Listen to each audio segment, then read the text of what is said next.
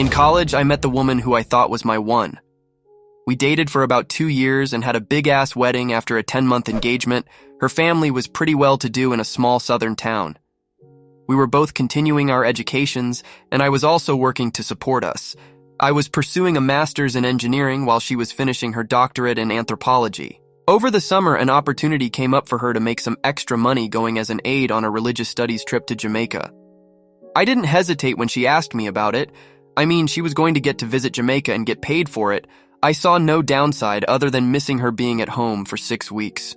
Little did I know at the time, but she had been fudging the professor. He had hung out with us, smoked my herbs, and drank my fudging beer. I considered him a friend. Who arranged the trip for a couple months, and it was a getaway for them to bang all over the island. I, clueless and happy, went about the weeks while she was gone taking extra shifts so I could match what she made in our account and surprise her. What a dipshit, right? One of the students from the trip actually seeked me out to clue me in. I didn't believe him until I started looking for evidence on my own. I broke down and checked her text while she was sleeping and nothing was there. There were a few VMs, so I decided to listen. And there it was. A message from that giant asshole saying how exciting it was that I almost caught them. I opened up her laptop and hit the emails after that. It was piles and piles of shit. Making fun of me for not knowing. Fucking in our bed and laughing about it. There was so much and I was so heartbroken. Still too hurt to take any action, I was lost. I had no idea what to do, so I sat on it for a couple weeks and acted as normally as I could.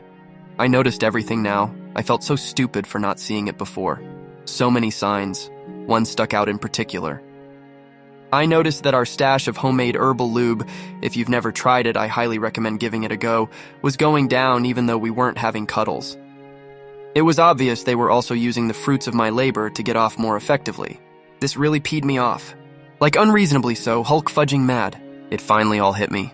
I was a goddamn joke to these crapholes, and they were using the lube I made and fudging in my bed. I didn't hurt anymore. I just wanted to make them hurt.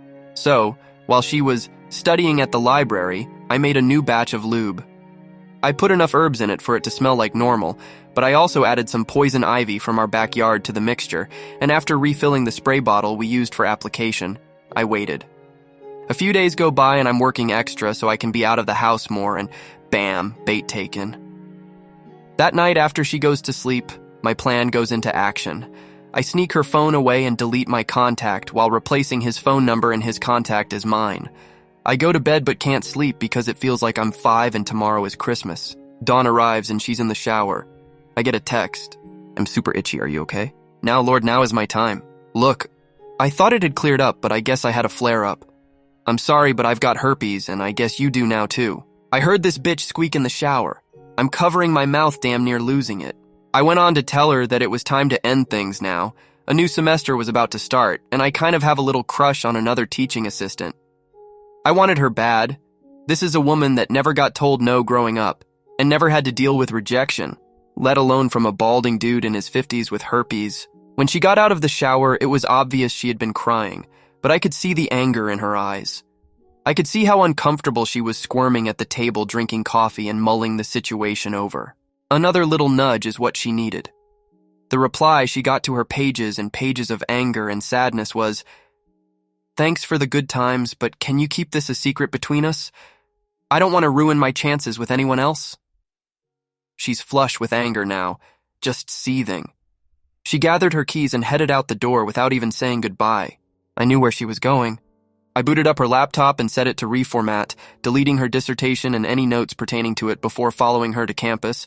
I parked a few lots over and rush over to his office where I find her screaming at him for giving her herpes. There's lots of people there. Professors, aides, students, other faculty. I'm dying. He is beyond embarrassed and confused as fuck. She is ugly, crying in front of her peers. I'm in heaven. I didn't even care that people were going to think I had herpes, too. The fallout was apocalyptic in their department. He lost his job due to code of conduct at the university. We got divorced the following year. State law was we had to be separated for 1 full year before being granted a divorce.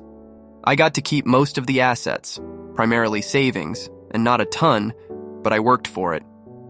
She never finished her doctorate and went on to be a perpetually pregnant housewife that sells Herbalife on Facebook, and he teaches high school now. It took a few years for it all to unfold, but watching it was glorious. Story 2.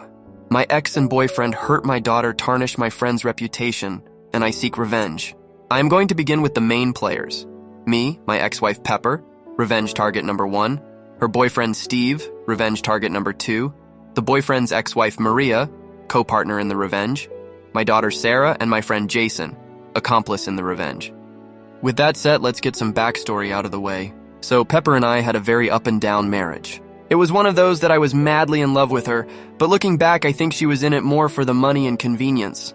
She had one son we will call Drug, because he was and still is a major drug addict, before we got married, and I also had one son, name is unimportant, that I had full custody of.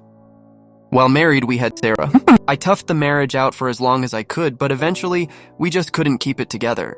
We separated, and due to traveling some for work and having custody of my son, I moved back to my hometown a few states away so my parents could help, but kept an apartment in the town that Pepper and Sarah lived in, so that I could still spend as much time with my daughter as I could. At this time, I asked my best friend Jason, who is a lawyer and owns his own firm, to do up a child support agreement for us. It is very important to note that we only addressed child support. It had nothing about custody or visitation or anything else in it. So, for about a year, this was how it would work. I would spend a month with Sarah while my parents watched my other son, then I would spend a month with my son. Almost exactly a year later, I could no longer afford keeping 2 households, and Pepper was wanting to move back to her hometown, which was in a different state, but closer to where I lived, so I gave up the apartment, and she moved. The new situation continued for a couple more years. Pepper and I remained friendly and even tried to reconcile the relationship a couple of times, but it wouldn't work out. I was still deeply in love with her, but we couldn't come to an agreement on things like where to live and such.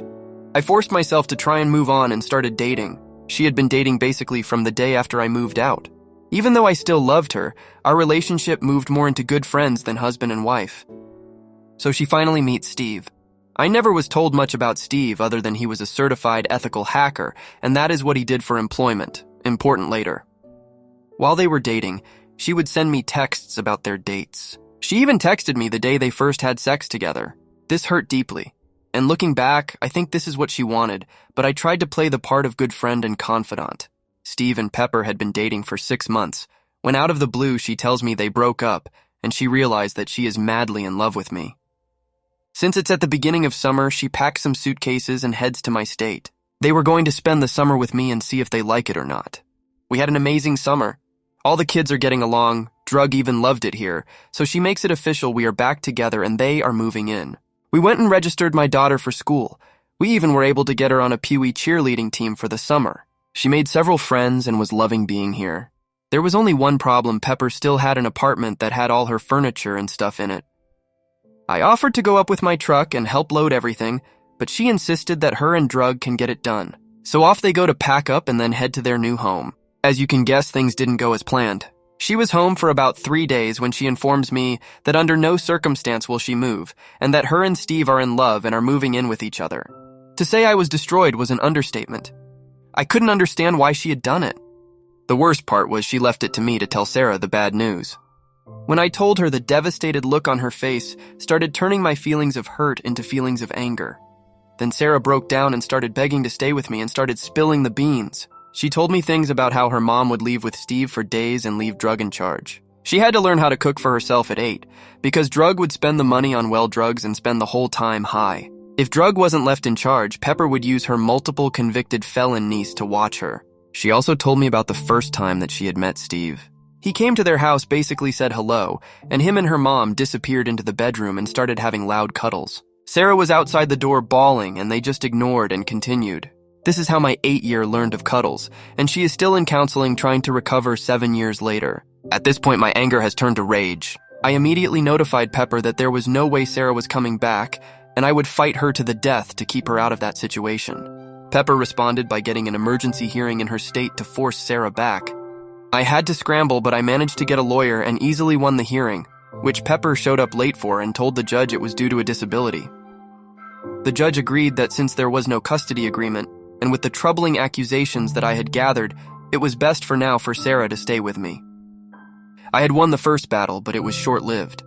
Within an hour of the hearing, I started getting tons of phishing emails and texts. I was also getting password resets and MFA codes from my bank, Facebook, Reddit, and any other accounts. I knew that Steve was behind it. The very next day, Jason calls. His law firm's website, email, and phone account had been hacked. Because he had to disclose the hack to the court, and because he was working on a semi-high-profile case at the time the FBI got involved.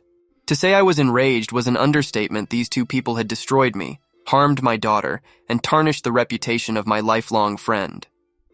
It was time for them to pay and pay dearly. I was a man on a mission.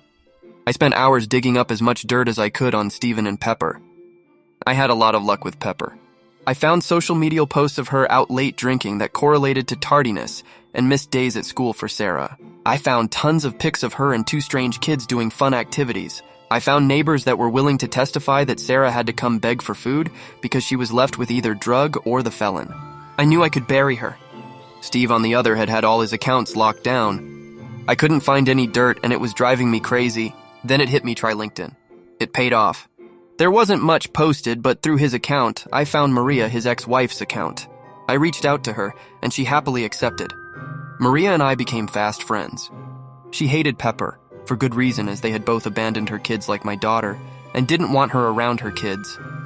I learned so much. To keep it short, Maria and Steve had recently divorced. As part of the custody agreement, Steve got the house, car, bank account, savings, and a lower than usual child support.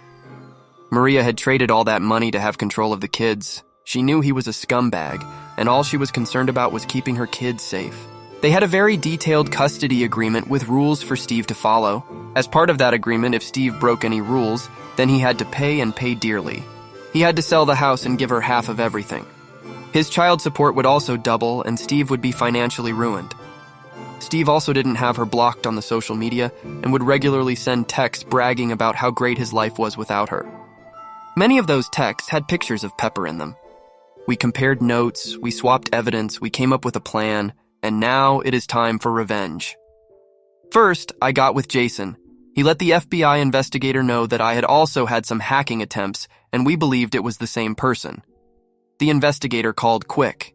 I gave him all the information I had and who I believed was doing it, and he asked a weird question. Do I know where Steve worked? Well, yes, I did, thanks to Maria. So apparently Steve wasn't as good as a hacker as he thought himself to be. They had already traced back the hack on Jason to a business, the very same business Steve worked for. As soon as my conversation with the FBI was done, I called his work to lodge a complaint. I told the manager that someone was trying to hack me, and I was sure it was Steve. They, of course, did not take it too seriously, because I had no proof. What they didn't know was they were soon going to be getting a visit from a special agent. The next week was absolute hell for Steve and Pepper. Pepper got served with the divorce papers, and her lawyer got served with all the evidence I had gathered. My lawyer said it was the most complete investigation he had ever seen. I had all 40 tardiness and 19 absences tied to nights out drinking with Steve. I had hard proof of them abandoning my daughter for days at a time. Maria even gave me a picture that was taken at 2 a.m. the night before the emergency hearing with Steve and Pepper dinking in a tattoo parlor. The same hearing she was late to and said it was due to a disability.